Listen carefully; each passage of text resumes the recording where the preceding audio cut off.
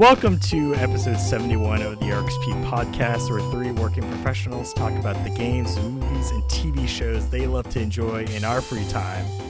I'm your host, Alex, and joining me as always are my co-hosts, Matt. What's up?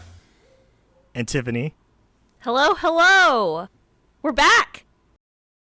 We're back. Feels different. Also, I feel like I always go, what's going on? And then I take a little break and I just lose myself. I go with, what's up? Like, really? That's my rebrand today? It's not a rebrand. It's a return, if you will. Because for today's episode, we'll be talking about what we've experienced since our last episode. And for returning listeners, thank you for staying with us as we resume our recording, because we know it's been a while since we've taken a slight hiatus since our last episode 70. And if this is your first episode, thank you for tuning in. Just to briefly explain why we've been on a sort of break since our last episode, as stated in the intro, we're working professionals. We don't work in the entertainment industry, and we've had just a lot of things happen in our lives that we had to deal with. I moved from the West Coast to the East Coast. Matt got married. Congratulations once again. Woo. Which I realized I don't think I told you congratulations at your wedding. So oh, yeah. I'm saying it now. Congratulations! All I remember is actually Tiffany's birthday celebration. So I have no idea what you guys are talking about. The fun fact for the listeners out there was this is the first time Alex and I actually saw each other in real life outside of Discord calls. And it was awesome. It was really good to get the whole group together. Yasser was there. The four of us took a suspect picture together, and everybody's like, why are those four people taking a picture together? But I cannot wait to see your photos. I'll send you all a framed copy for Christmas. Oh my god, that would be so adorable. Dude, I had to be like, everyone, this is Alex. He's my brother. He's also friends with Matt. I did not bring my brother to my friend's wedding. Let's just make that clear. Yeah. Literally the words that came out of my mouth. Here's the invitation mailed to me. You brought it out. You're like, this is my address. This is my invitation and this is his invitation. We were invited separately. Proof of friendship. Also, not the same envelope. I sent them separately just so they can have this proof, Anyway. Exactly. And just so that it would cost them a little bit more postage. That's right. I'm all about spending money. Support USPS. Yeah. And also, not to leave Tiffany out, she got a new job. I did. It's so bittersweet. Matt just put a thumbs down. So Matt and I are no longer coworkers. We were thick as thieves at work. But now we are thick as thieves outside of work. That's true. I mean, I guess we were already that too. Yeah. But yeah, I have a new job, and y'all, it is work from home, and that's all I'm gonna say. That's great. I will say, miss you in the office. We sat right next to each other. So I do miss that actually a lot. I went in there and visited this past weekend because I do work part-time at my old job. And I went in and vandalized Matt's cubby. Yep. With this gift. Just to feel something, Just to feel alive. Something. I like how you're acting like you broke in. Listen, that office we had some great times in that office. We really did. Yeah. Very different now. Very different. But I'm happy for you. All happy things. Thank you so much. Matt brought up gifts. And what a great segue in that for today's episode, we're going to give you, the listeners, the gift of our recommended experiences. What a segue.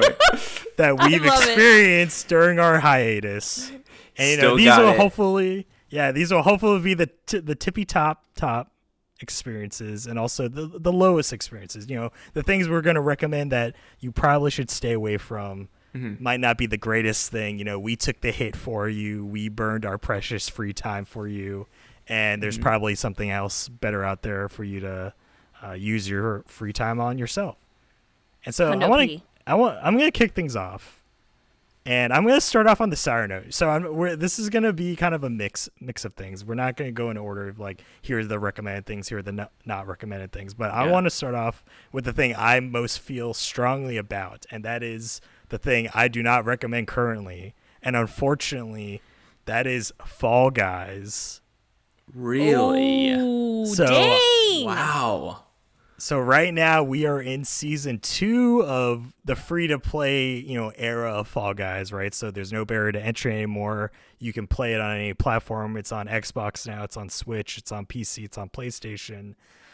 And the main problem I've been having, it's not just to say, they went to this battle pass format, the grind is there, right? You got to be playing every day, doing your daily challenges, your weekly challenges if you want to get these cosmetic items. But the biggest problem is the fact that despite there used to being so many rounds in this game, right? Matt's favorite OnlyFans, stuff like that. Tiffany's favorite Hexagon, no, just kidding, Tiptoe, her favorite round. Yeah. What feels like there should be, hundreds of rounds at this point, like over 100. Mm-hmm. I've now consistently played for the past 2 to 3 weeks, and I feel like there's only maybe like 20 rounds in rotation. Like you see the same 20 just over and over again. I've seen OnlyFans, and that's not the actual name of the round. It's called Big Fans, just for clarity purposes. I've seen it maybe twice, and that's maybe out of, let's say, 100, 200 rounds I've played. And so that's I don't know what's going on with the game, but despite the fact that before we've had so much fun with this game, right? In the past, we brought it up on previous episodes. Right now is not a good time to play it. I think it needs time to sort out bugs, because I think the reason a lot of the rounds are gone are due to bugs. So definitely Mediatonic needs to step up, fix their game. I really don't recommend it right now, unless you want to dress up as the alien from Alien, because that's one of the current Battle Pass skins. But besides that, stay away. Do you think that the Battle Pass changes? Because now it's a lot harder, right, to get through the Battle Pass. I think you told me that, because I haven't really played any of it. Yes, do you think that dampens compared to season your 1, it's a little harder. Yeah. Okay. Do you think it's just like less dopamine because you're like not increasing levels as much, so the grind just feels a little bit more grindy, if that makes any sense? I don't think it's the scaling, because it does peter off. So they added like scaling between levels, so the grind, like it is a little bit more grindy than the first season. But this is probably a bigger issue that I don't want to get into now. Mm-hmm. Because I feel like it could be a topic within and of itself. But I think maybe just the fact that it went free to play affected the quality of the game. Mostly, right, because there's no more barrier to entry. You can get anybody that wants to play this on any platform that are ranging skill factors, right, that aren't like there isn't the $20 barrier. And so, not to say that there's kids playing this game, because it's obviously a kid-oriented game with how it's designed.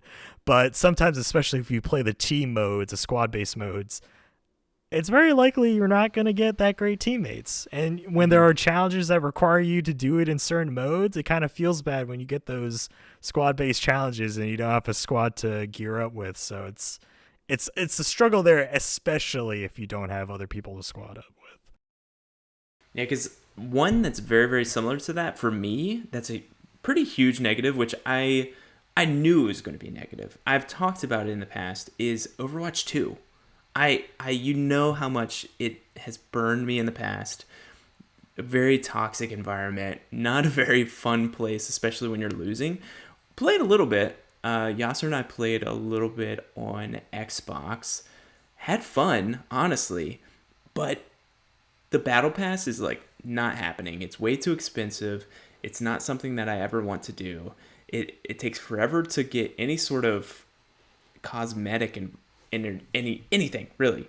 It makes me miss loot boxes. Like honestly, it makes me miss loot boxes, which I didn't think that I would say. And I feel like that's not going to be a unique take. Like I think that, at least for me, a lot of my friends that played Overwatch 1 are not going back to Overwatch 2. And I don't know if it's because it's free to play that they need to make their money in another way. I have no idea, but I don't know. Not been a fan. Not been a fan since it released. I'm surprised you could even get any matches in. I'm just kidding. I heard all that hubbub about the release day that no one could actually play the game. Yeah. I don't know. No shade, Overwatch. Was that on PC only? Or I have no idea, actually. But I had no problem with that. And honestly, it was fun when we got there. And, like, even we played some of the Modern Warfare 2 beta. That was really fun, which we decided not to get that either. But I don't know. I don't know. It turned very sweaty very, very quick. And I was like, oh, that's right. This is why I don't like playing this game anymore. I hear you. I'm not about it. All right. Who wants to go next? Who wants to move on from my saltiness? I mean, I just have a lot of highs these past 6 months. I don't have anything that I'm like, get this out of your radar because it's garbage. All right, then let's go on because really, Fall Guys was my saltiest low. So okay. So I went to Disney World. Nice. And specifically, I went to Epcot. And I really want to shout out this game, or this ride. I was going to say game, but this experience. 100% recommend the Guardians of the Galaxy Cosmic Rewind roller coaster at Epcot that just opened up this year. And let me tell you, it was amazing. This roller coaster, I love roller coasters and I love Disney. And this was a magic melding of Marvel Guardians and a roller coaster experience. And so I think of all the Disney roller coasters, Space Mountain or Hyperspace Mountain might be my favorite roller coaster, but Cosmic Rewind is a lot better. You kind of get this like interactive experience when you get in, and then the whole theme is that you need to escape in like a pod.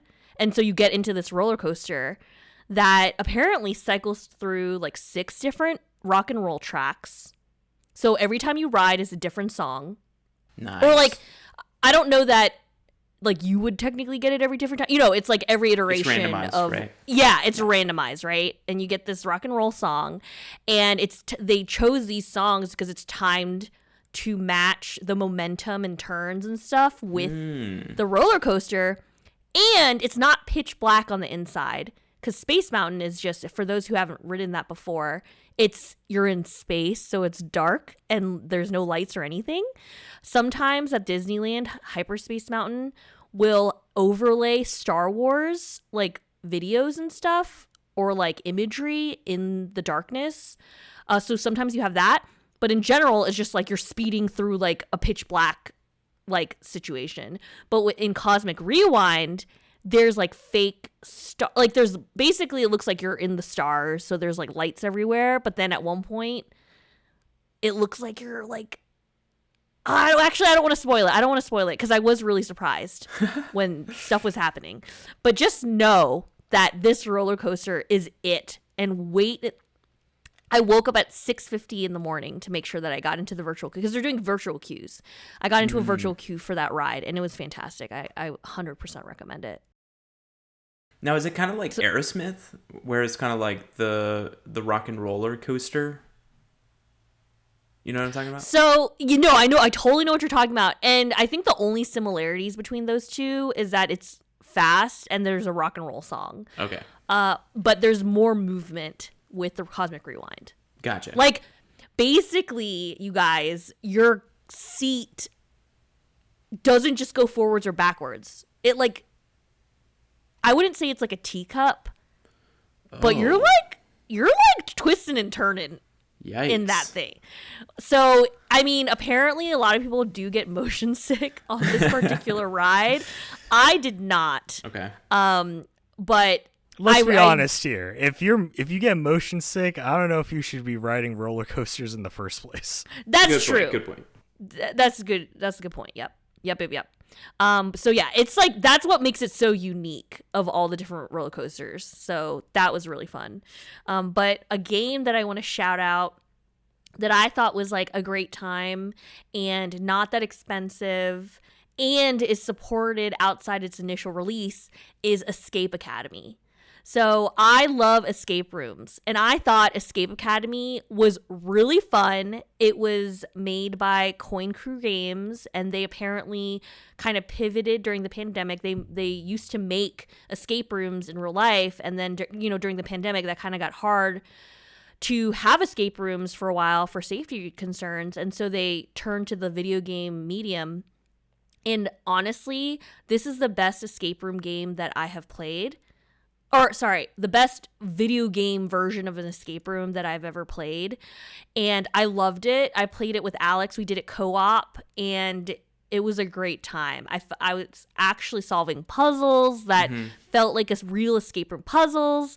And, there was only one puzzle that I thought was really obtuse that we needed to use the clues for. But, I feel like every once in a while you hit a room that has an obtuse puzzle and you're like, what the hell was even that about?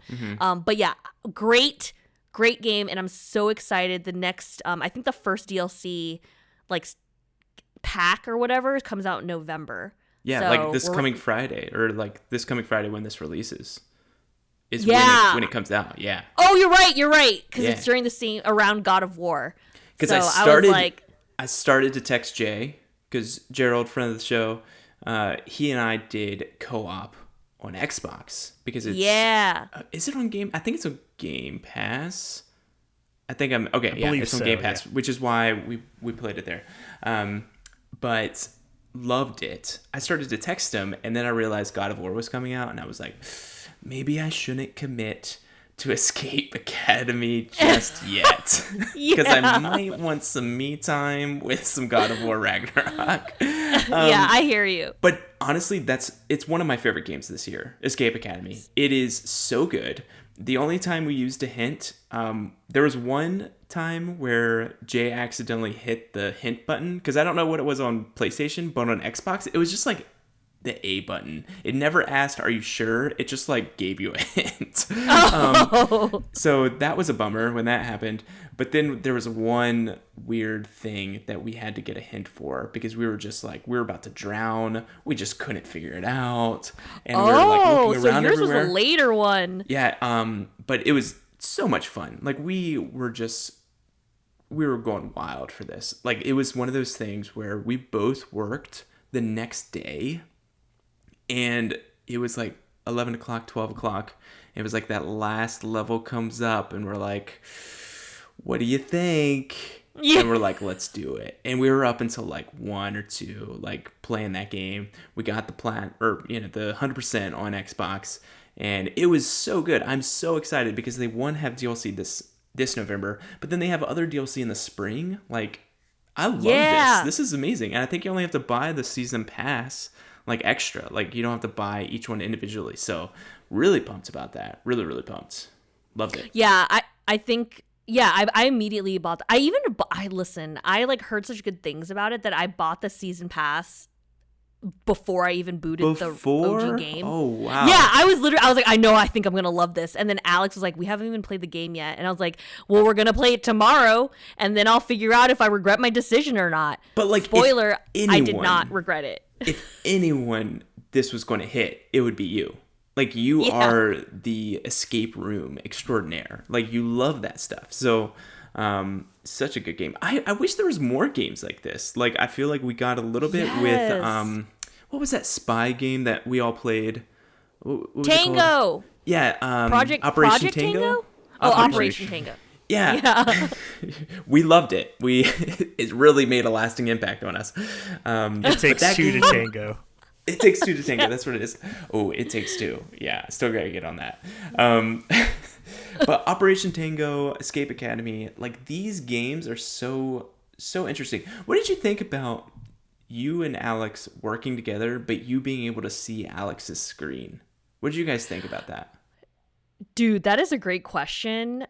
Alex one time yelled at me, or he was like, why are you looking at my screen? And I was like, so I can see it. I have mixed feelings about it. Mm-hmm. I liked it when it was helpful. Yeah. And that's where I'm going to leave it. It was a quality of life improvement, right? It could be a crutch, though. I will say that. That's true. Alex, what did you think?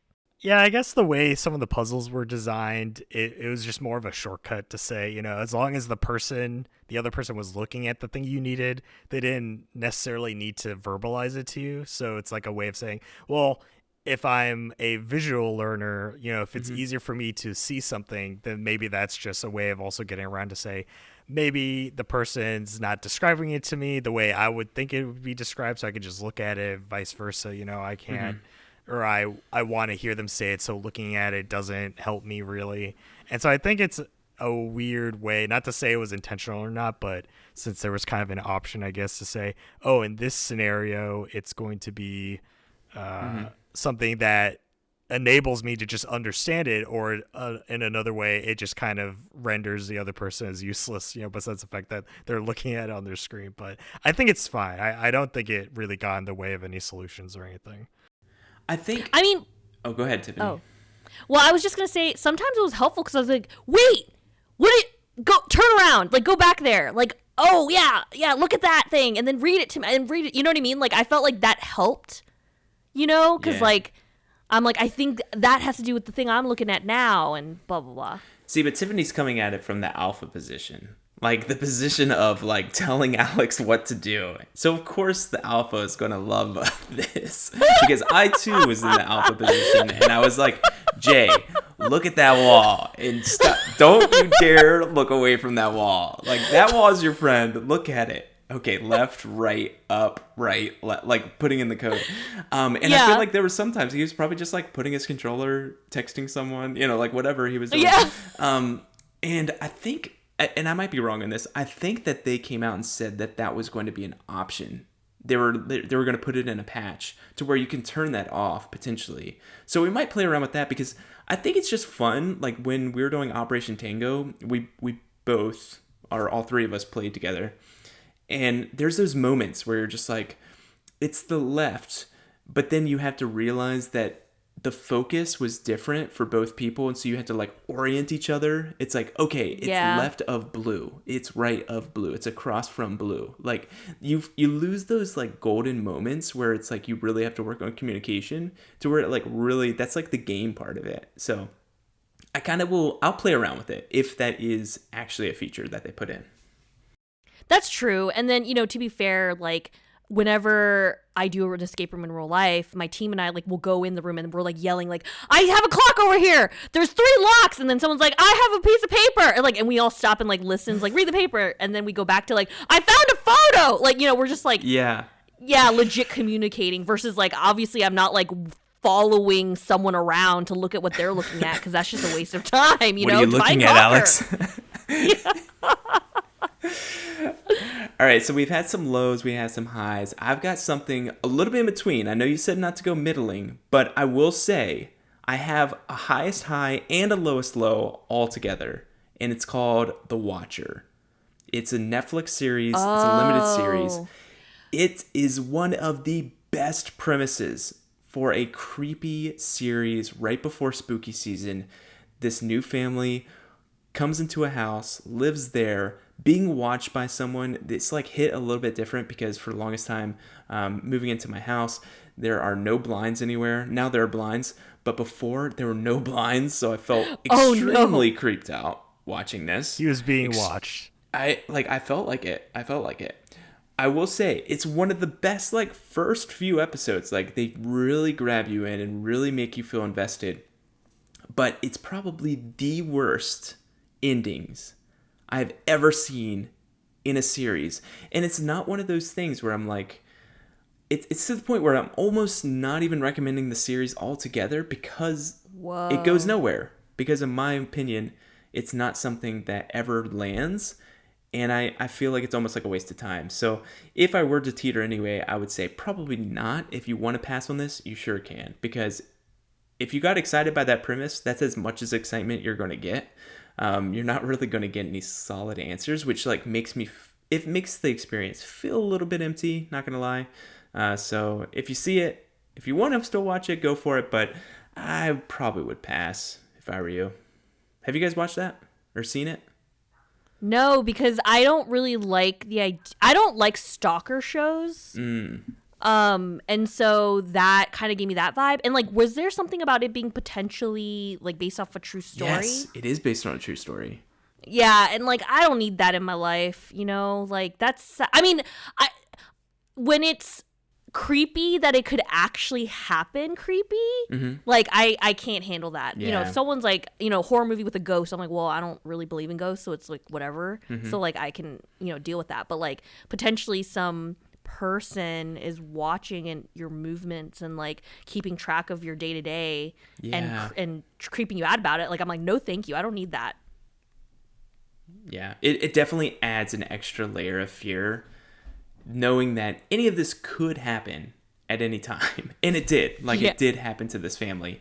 And which that's immediately what pulled me in. I feel like if I hear it's a true story, it gives it so much backing in my mind. I'm like, well, I got to see what happened. I got to see what happens. But anyway. That's true. You can pass on Well, that. actually, for this one, though, like, is the ending, like, similar to what happened in real life? Or did they change it?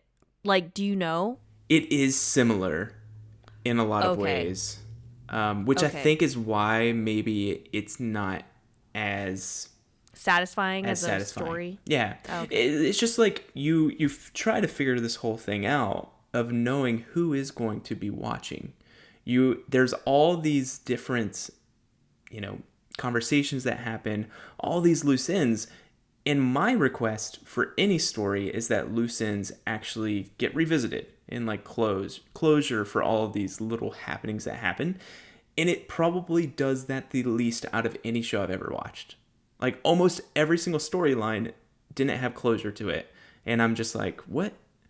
Was there a missing episode? Like there was only 7 episodes. Maybe like there was an 8th episode in there that just explains what happens. But yeah, maybe it's just one of those like up to your interpretation, but I don't know. Not a huge fan. Fair.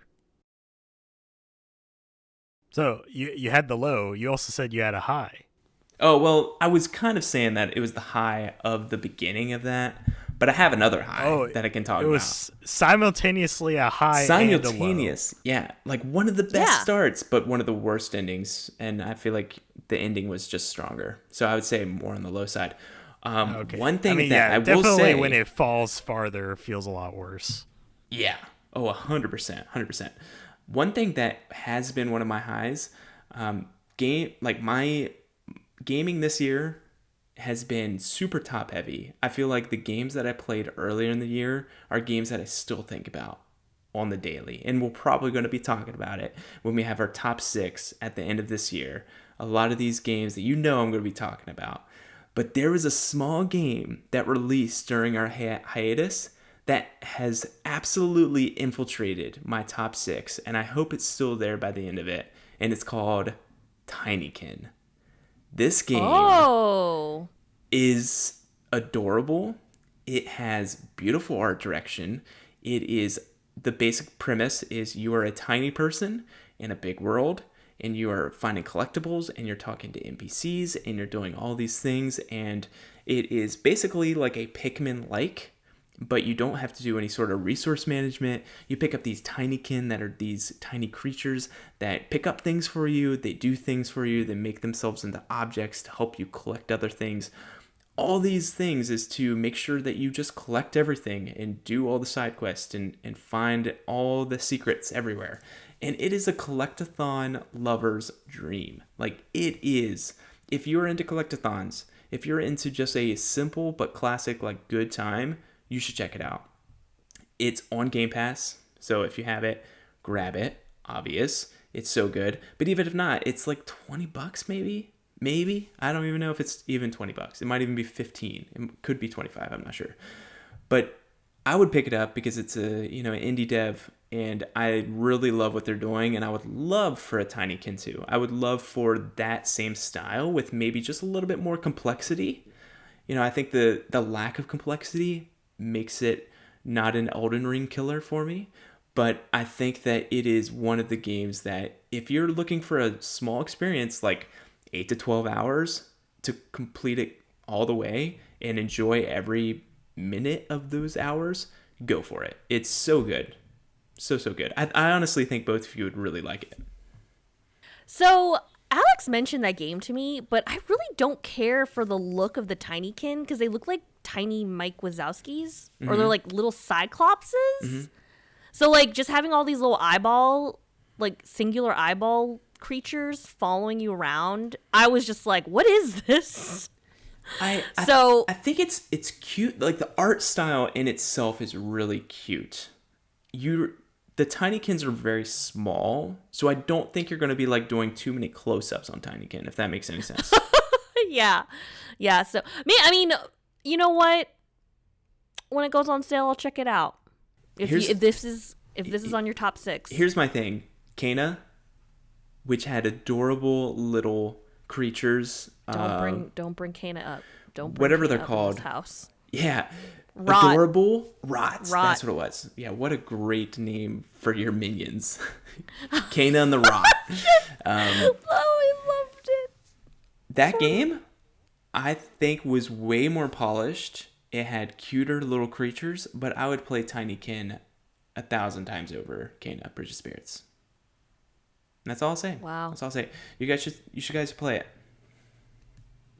I mean, I guess, Kana is the most PS2 game to have come out this generation. That's so. true. And but now we're living in 2022 now, But now we it's gotta get with the Tinykin time. times.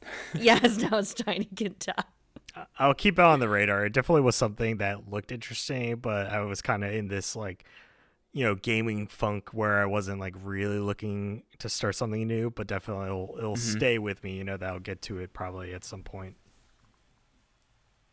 So I actually have a high that is a hot take for Matt, but Marvel fans have been like thriving this year with all the shows that have been coming out, and I love and adore She-Hulk, Attorney at Law. And I know the ending didn't hit as well for Matt, but I loved it. I loved how quick and snappy the show was. It was really funny. She-Hulk is basically in her 30s trying to live her life and not be a superhero, or like trying to deal with the fact that she's now a superhero. And at the same time breaking the fourth wall and like having little adventures, and like very quick show, 9 episodes, like sitcom style, half-hour episodes, mix of having after credit scenes, some not. It was a really fun time for me. I very much enjoyed it. There's so many jokes in there that I still like really adore. There was this one character that I feel like in all intents and purposes I shouldn't have liked at all because I thought she would be annoying. It's this character named Madison, where she spells her name with 2 N's and a Y, but not where you think. And she was hysterical. That character was really funny, and I think the fans have really kind of grasped onto her as well. And I enjoyed her, and I feel like in any other instance, I would have thought she was just an annoying party girl, and I would not have been a fan. But now I'm all about her, and all the memes that have come out is great. And then, honestly, all the cameos in this show have been fantastic. And I'm not gonna lie, when I heard Disney Plus was going to the Marvel show territory, I honestly thought that the cameo caliber was gonna be as high as She-Hulk's, but none of them have ever matched it. And like, I just really loved that, and I laughed out loud several times, and I really looked forward to an episode each week. And I thought the finale, like my jaw dropped, and at like halfway through, and I was here for it. It was great.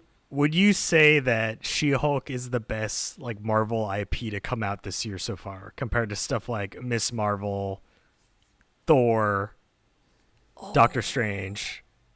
You know what? We're recording this before Wakanda Forever. Right. So far. I'm going to say yes.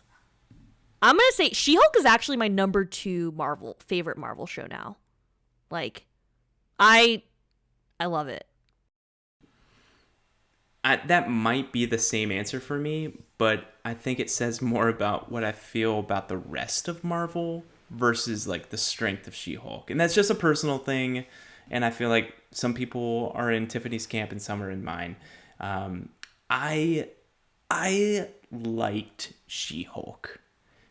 I felt very in the middle, like I do with most Marvel shows, I feel like. And I was like, Tiffany was like, let me know when you finish the finale. I was like, okay.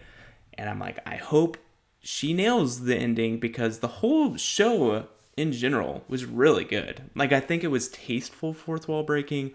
It was funny. It could also be serious, had direct ties, actually had some sort of influence to the MCU as a whole. But then the finale, it just turned it to the extreme. And maybe Tiffany really enjoyed the extreme. I just didn't. I just did not. Like, the fourth wall did not, it was not working for me at all. My jaw dropped in the middle of it, but not in a good way. Like, it was like, oh my gosh. Am I watching this right now? I was like, oh my gosh. And then I felt like I was having to tell my kid that Santa's not real when I told Tiffany that I didn't like the finale. She just sent an emoji that was crying. What? It kind of was like that. Yeah, it's like, really sad. I'm sorry, I ate those cookies, not Santa. Yeah, and I was like, what? And the carrots too, Yeah. I thought it was fine. But yeah, I'm happy that you really liked it. I think that Wakanda Forever is going to blow it out of the water and will be the defining MCU moment of 2022. And I'm so pumped. So pumped. I mean, we got our tickets. Which is also next week, right? Yes. Nice. It is. Next Thursday. Excellent. We're dating the recording, the thing that I hate, but apparently don't hate anymore. But yeah. we are, it's called character development. This is the growth that's happened through the hiatus. Woo. But yeah, we're seeing it Thursday, November 10th. Nice. I'm stoked for it. Speaking of Marvel, the other thing I want to mention for today's episode is something that Matt has mentioned that he has gone into.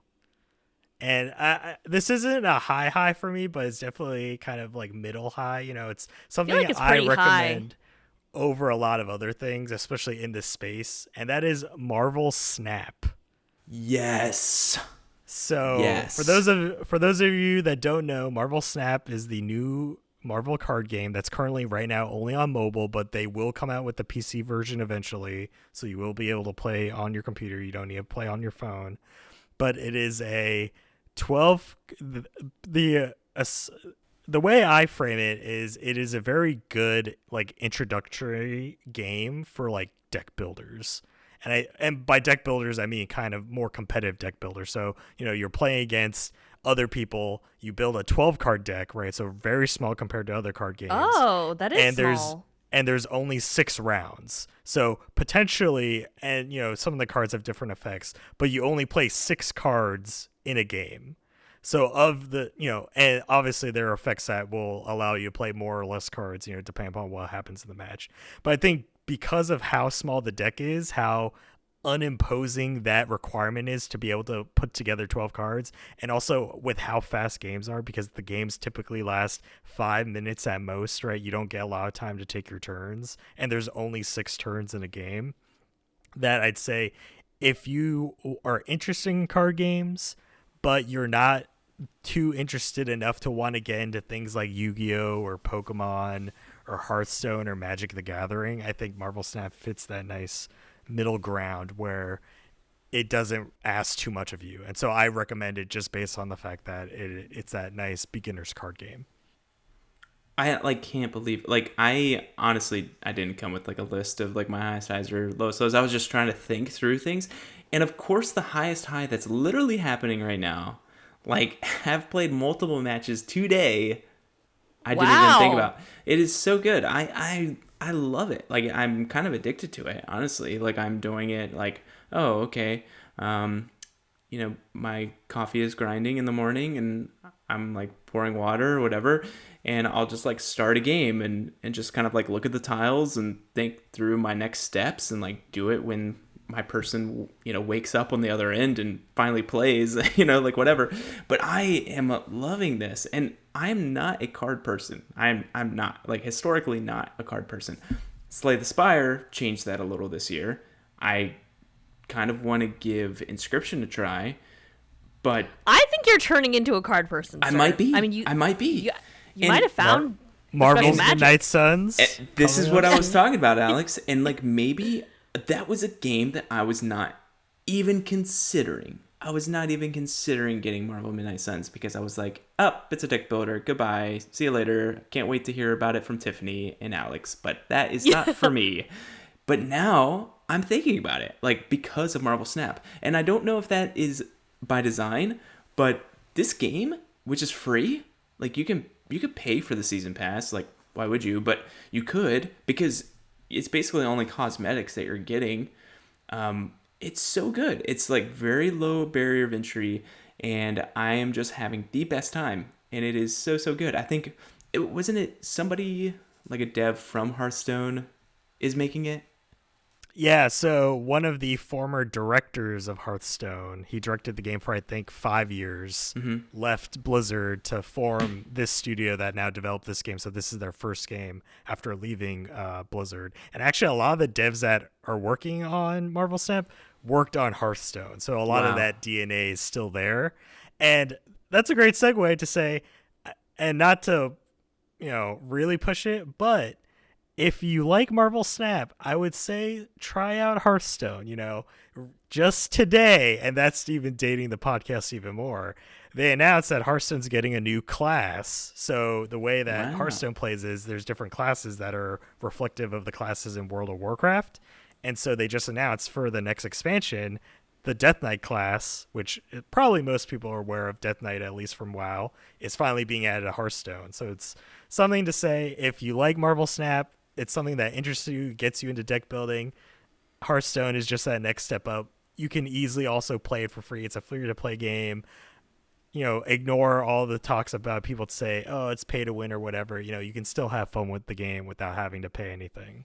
So I like Marvel Snap sounds so tempting, like to me, but I basically can't.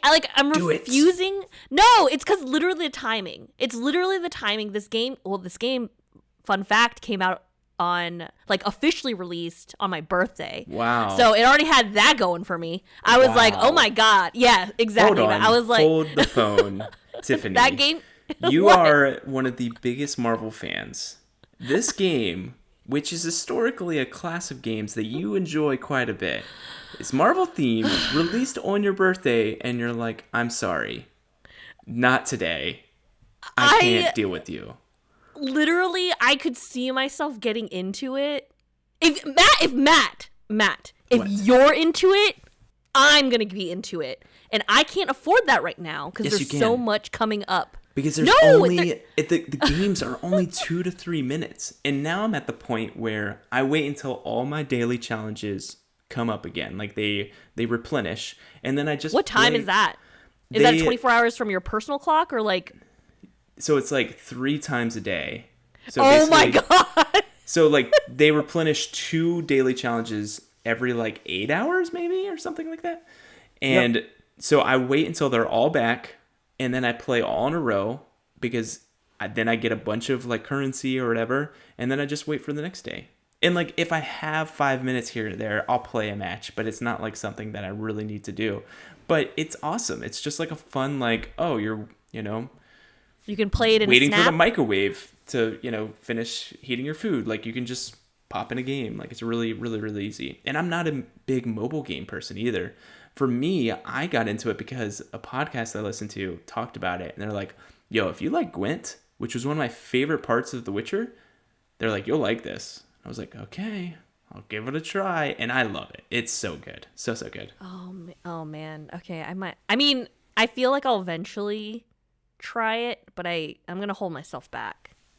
Okay. Because of the schedule that's happening in the next couple months. So one of the games that I've had a high with, I would say surprisingly, but not that surprising at the same time, is Disney Dreamlight Valley. So y'all know your girl loves farming sims. Yeah. And I just started the show gushing about Disney. Disney, they are my overlord. I accept them. But Disney Dreamlight Valley is a game made by Gameloft. that typically makes, I think, mobile games in the past. But this is a game that they created that came out in early access in September. And if you don't want to pay for it, you can wait in like a year. It's gonna be free to play. It's on all platforms: Switch, PlayStation, Xbox, PC. And it's literally a game where you create your own character and then you live in a Dreamlight Valley with Disney characters. You go and you do missions for them. You invite them to live in your neighborhood. You try to figure out the mystery of why everyone abandoned the village in the first place. And, you know, you become friends with them. You do tasks, mining, cooking, fishing, farming, nice. All the things, digging. I'm like, whatever about digging. But I love it. I freaking love it. It's basically, there's a lot of quality of life improvements compared to Animal Crossing. You can craft with items from your storage. What? Like, you can, there is an energy mechanic, though, that is sort of annoying, but you can fix that by every time you enter your home, you can power up your energy bar. When you eat food, you power up your energy bar to do the tasks that you need to do. But there's just so much joy and, like, understanding that went into making this game. You know, people that, like, I feel like people who have played and enjoy farming games or life sim games have contributed to how this game functions, and I really appreciate it. I will say, however, it is buggy AF. It literally crashes on me at least hourly, and I'm still living my best life in this game. It is, like, actually, it's crazy to me, because when Cult of the Lamb started crashing on me, I got very discouraged and, like, would have to, like, put it down. Because I was like, oh, I can't even progress. Like, I'm going to stop playing. But Dreamlight Valley, I legit time to reboot it up. Like, it crashes, like, okay, let's reboot. Let's see how far I need to redo whatever I was just doing. It's, like, kind of weird. I, like, kind of don't understand how my brain works with that. But, yeah, I love this game. And I'm so happy I paid for early access. I do have to say, audience, there's a $30 tier, a $50 tier, and like a $70 tier. It's either 70 or 80. I went the $50 tier route, and I actually, like, very much regret my decision. I should have only paid the $30 tier. The more you pay, the more, like, cosmetics you start out with and more of the in-game currency you start out with. I wore the special outfit that I got in the beginning for, like, literally an hour and then threw that away. Or not threw it away, but, like, change into something else that I actually picked. So really, I really didn't need to be spending that extra $20 in this game. But I am looking forward to, there are cloud saves, so you can cross play technically between consoles with your account. For some reason, I bought it on my Switch. The PlayStation and Switch, or the PlayStation cloud save isn't really functioning right now. So I can't really do that. Plus also, like, I wasn't going to buy this game twice just to be able to play between consoles. But when it does become free to play, I will get it on PlayStation, and I will attempt to try to I should probably double check if there's a platinum, but I'm going to try to get all those trophies for this game, or hope that they all pop. Are you still playing it now? I am. See, this is the problem. You need to drop it and play Marvel Snap. If it's buggy, why are you subjecting yourself to that? Marvel Snap there's no bugs. I have over 80 hours in that game. Yeah, so this is the question. Based on the current condition of the game, would you recommend people to pay for early access to play Disney Dreamlight Valley in case they like things like Animal Crossing? Or is it actually too detrimental, especially when it'll eventually be free to play? So that is actually a really great question, and I'm going to say that I would recommend it to friends who I know would understand why it's so buggy, and then I wouldn't recommend it to, like, the casual gamer that loves Animal Crossing, if that makes sense. I have a friend that really enjoys Animal Crossing, but I was like, you should just wait till it's free to play. But then I have this other friend that's, like, plays other video games and loves Animal Crossing, and I'm like, buy it now. Like, you know, so I think it's more of the fact that I don't want it to get such a bad rap. Like, for someone who doesn't understand, like, why is this so buggy? I paid money. Like, this shouldn't be buggy. It's early access. So, like, I understand that. And I'm, I really appreciate the devs for all the work that they're doing. I actually saw a tweet today. There was apparently some logon issues. And so they're going to actually, like, compensate players because of the issues that they were having, I think, the last day or two. They haven't said how they're going to compensate players. But technically, like, I actually paid for the pass. They do these like event passes, and the starting event pass when the game came out in September was Pixar themed. I did not buy that pass because I looked at the items and I was like, I love Pixar, but the items that you would need to pay for like didn't really grab me. This time though, the update in October was villains themed, and I was like, give me all this gear. So I like paid for that. So like technically, because of any of the logon issues, I've missed out on opportunities for me to kind of progress, the tasks and stuff in order to get my like items, because you basically have to like do tasks to earn the like event currency to then purchase the ones that you want from the events pass store. And I really wanted Maleficent's horn, like those horn, like basically her like horns on her head. And so now I got them, and so now my character can have Maleficent horns. I'm just laughing at the absurdity of this game that I really enjoy. That's really buggy. But I think this is going to take the world by storm when it's finally free to play. Do you think, like, if it's still buggy, do you think it's going to take the world by storm? Okay, let me correct that. I'm hoping that once it's actually released and not early access, that it will take the world by storm. But to be fair, also, the pandemic was such a like integral part of, I feel like, Animal Crossing New Horizons success that it could be not the climate for it, but there's a way. It could happen. That's true.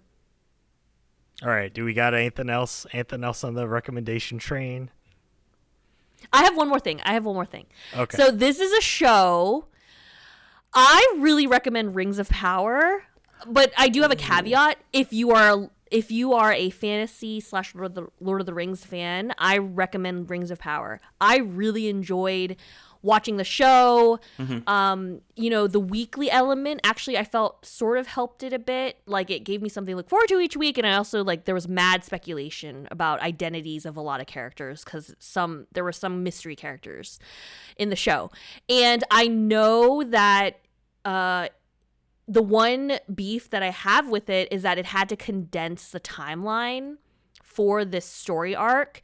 And I actually think that that's a really big bummer, because, the whole point is like elves live essentially forever. Humans, hobbits, dwarves, dwarves live longer. The people of Numenor live longer, but humans don't live that long. And, it's supposed to take across like 1,000 or 2,000 years.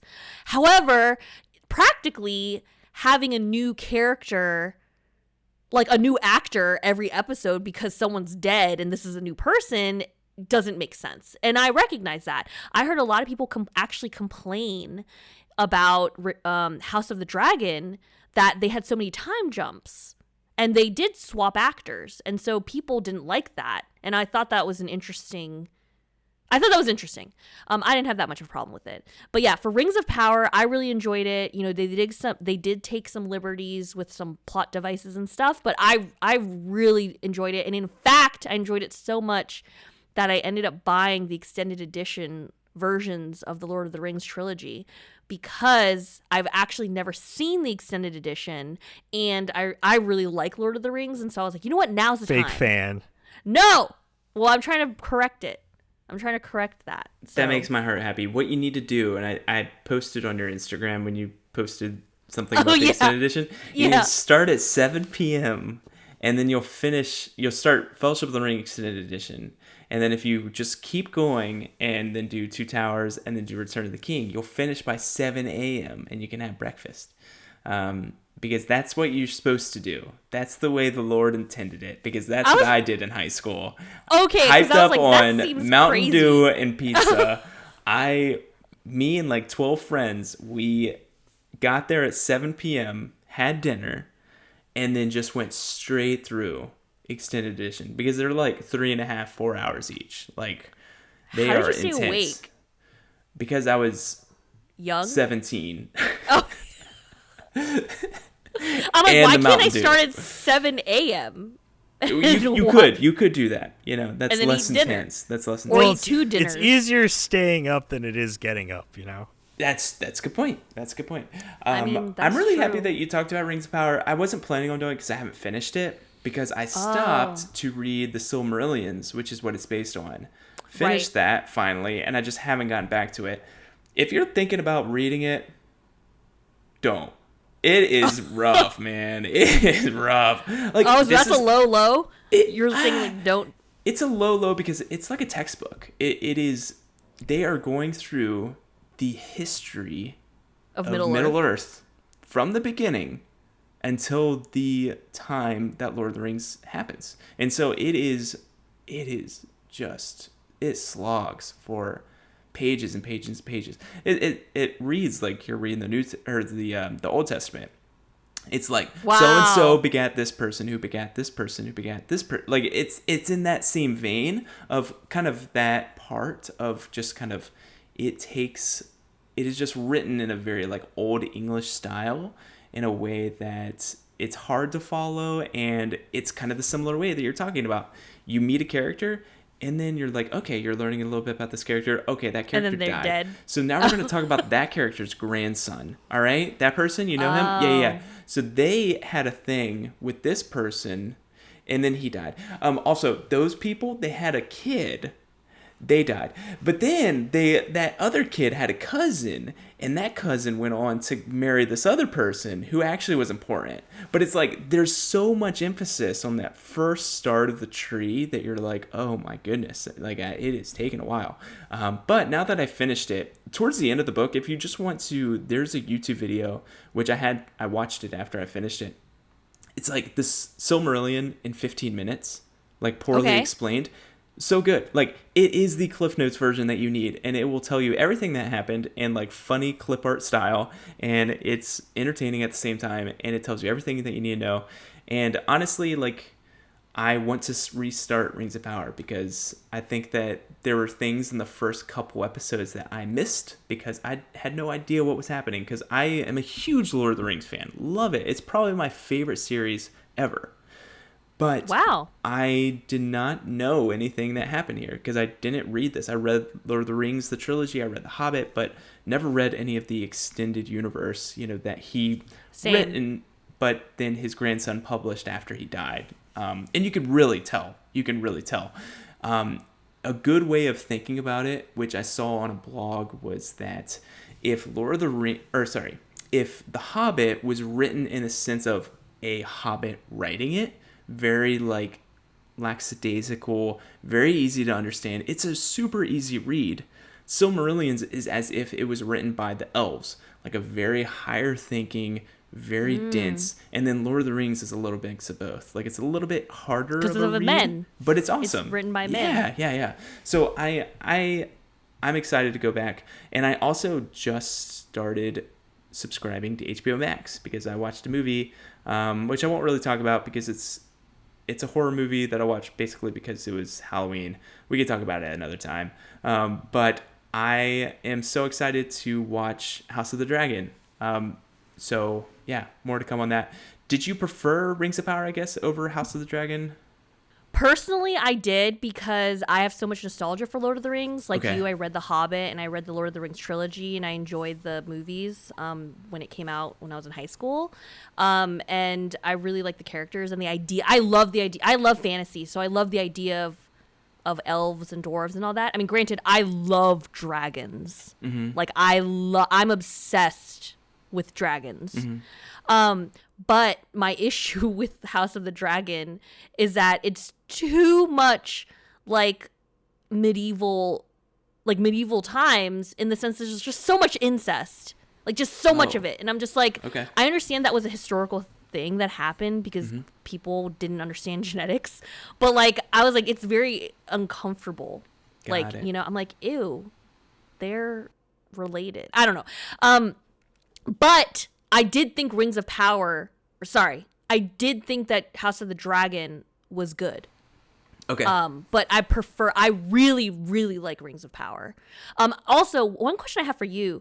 Do you think that after reading the Silmarillion, do you like appreciate the fact that they're condensing the timelines because you know of how ridiculous like you know, like they have to, right? Okay. Like there's no way. Like some of these chapters are hundreds of years in a chapter that is 5 pages. Like there is no way that they can possibly take that source material. I did hear that their plan for Rings of Power is for it to be a 5-season shebang, which to me, I'm like, whew, man.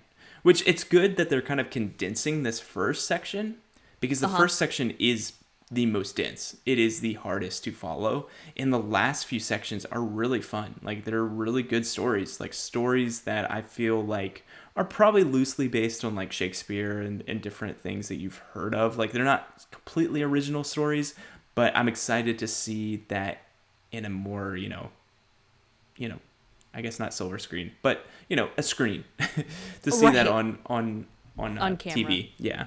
Yeah. Okay. So we'll see. All right.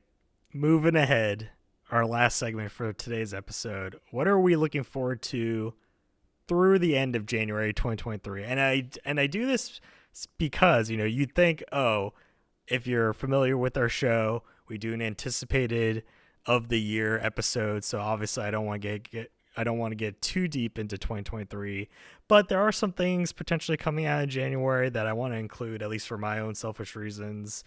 I just have 2 major things through the end of January that I want to mention that I'm absolutely stoked for. The first obviously being God of War Ragnarok.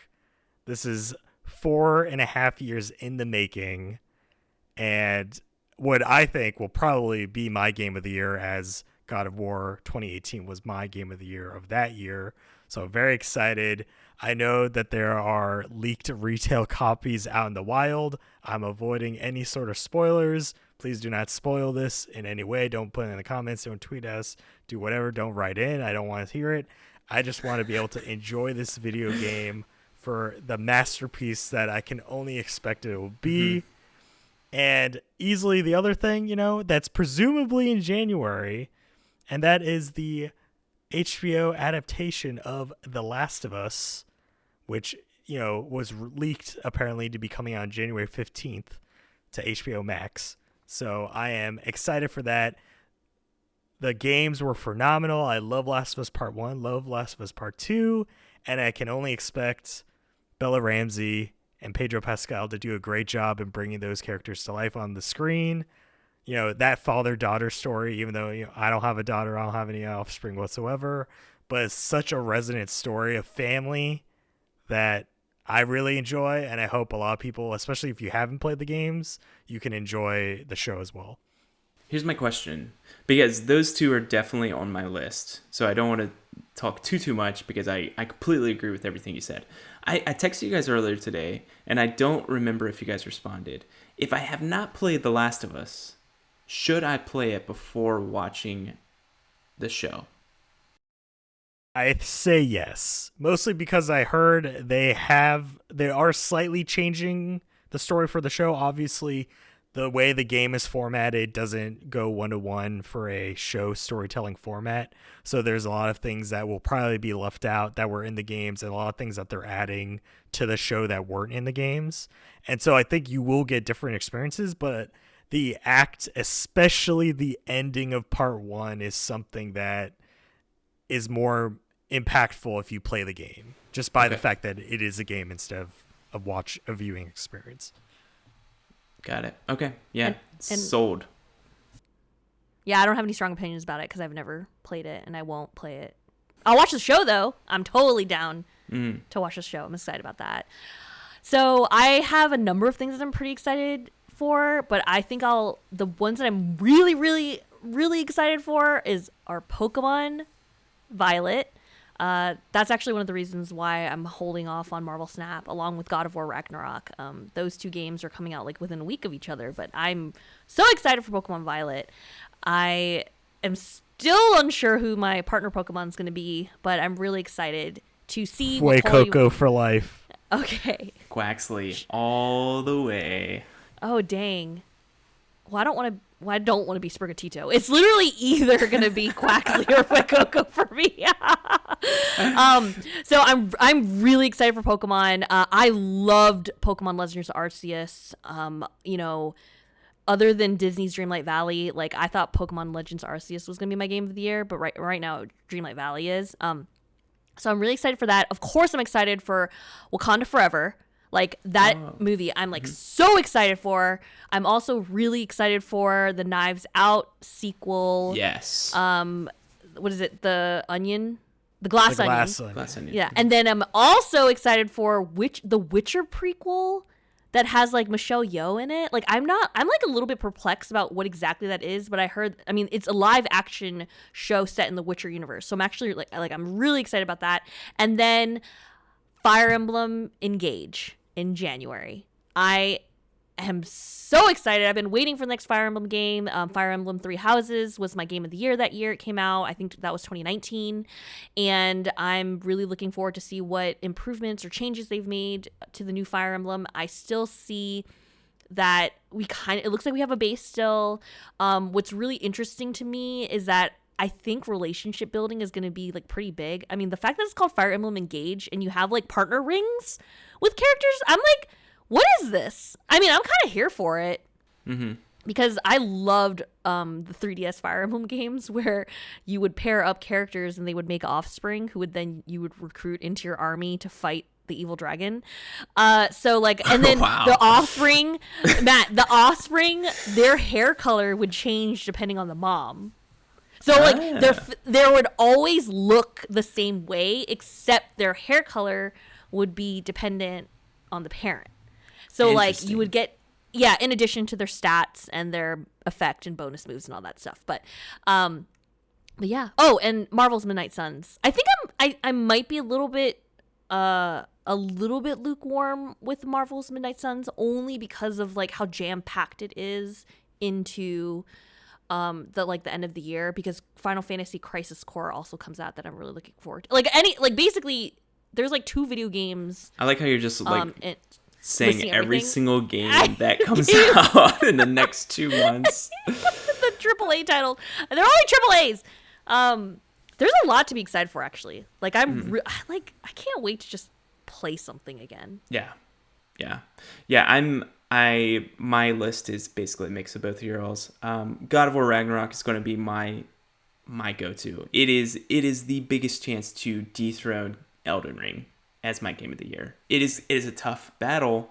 I do think that it's going to win narratively for me over Elden Ring because I don't think that's what the strengths of Elden Ring is. But I think that it's going to be up there. It's definitely going to be in my top 6 unless they really just like lay an egg right at the end. Miss the landing, yeah. Yeah, so I think that's definitely going to be the big game for me. I'm really excited for Crisis Core because I was really pumped that was announced. That was like a PSP title. So I'm excited that it's like actually onto like an actual console that we can play. I don't think it's going to be a very big title, which is good. For me. I think that to me is like a positive now. And I'm so pumped for Glass Onion. Like Knives Out, the Knives Out formula needs to stay. I love the whodunit. That is something that never gets old. Never gets old. I love a mystery. It's honestly just so good. I just can't find a fault for that. Another thing that I'm really looking forward to that has already released, but I have not started it, that I want to give a shout out to, is The Mole. Did you guys ever watch that growing up? It's a reality TV show where say you have 12 people. Oh, yes, I do. I am aware of that, yes. So you have 12 people. These 12 people, they are all working together, except one. So 11 people are working together to gain as much money as possible so they go send out on missions, to go do things cooperatively. If they do it well, they get a ton of money that gets added to the pot. The more money at the end of the season, the bigger the payout for the winner. The problem is, there is someone in their midst that is trying to sabotage every single mission along the way, and that's the mole.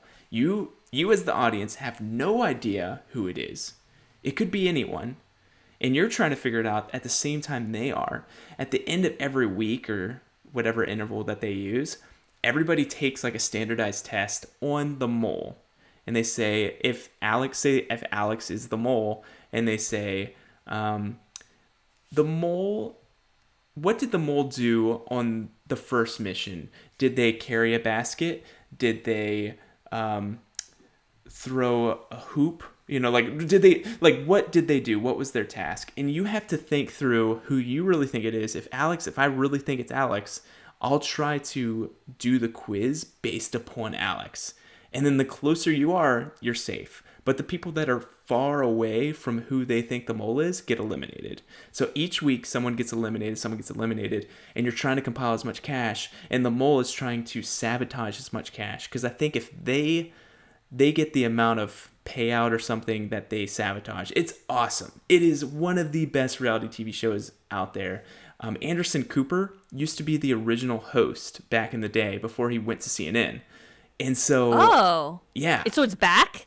So it's back, and Netflix picked it up, and there's a whole season, and I'm so excited. Like, it is on my to-do list as, like, this week, to do. I need to watch it. And now it's on my to-do list. Not for this week, but I will also watch that sometime. Nice. Is it because... Yeah, it's because the way I didn't remember the name, but Matt mentioning the title and explaining it very briefly rejogged all of my memories of watching it on television when I was younger.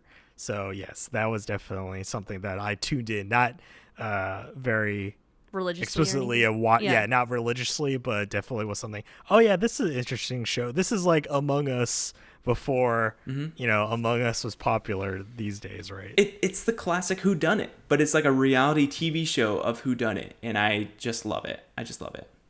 And it's on Netflix, so you can get started now. Even better, on demand. Did you ever end up getting that Apple TV subscription for 6 months, Matt? Yeah, I did. Did you watch The After Party? I have not. Dude, that's a whodunit. Okay. You need to do it. I need to do it. And those are 30 to 40 minute episodes too. That's you good. really need to do it. I you really need to do it before the end of the year. I need to see that on your top 6. Okay. Okay. It might be there. It might be there. I'm just saying. Are you interested in Fire Emblem Engage, Matt? I am. Okay. I don't know if it's happening this He's year. already married. He's I already got engaged. Yeah. Pay attention, Tiffany. Oh God. Yeah, I'm excited. Oh, so I just don't know if it's going to happen. Mm-hmm. In January or just at all? It depends on how the rest of this, like, November, December goes. Like, if my backlog is... Because there's also things this year that I haven't even played. Like, I still have yet to play Horizon Forbidden West. And, like, that is a game I really want to check out. And it's like, if that goes on sale in January, which it could, whew, I might just have to play it. Like, there's just so many things that, like, could go wrong. And all of our future co-op experiences. Yes. That we'll eventually talk true. about on this show. Yeah, Correct. Exactly. We'll sprinkle for next time. All right, with that brings us to the end of episode 71. If you enjoyed us, give us a like here on YouTube, or give us a positive rating if your podcast service allows for it, because I think Spotify does. I don't know if any other podcast service has a rating system. I think Apple does, maybe. Oh, sure. Apple Podcasts. There you go. If you want to write in, you can leave a comment on the video, or you can write in, tweet us, RXP_podcast, or email rxp.podcast@gmail.com. Until next time, take care.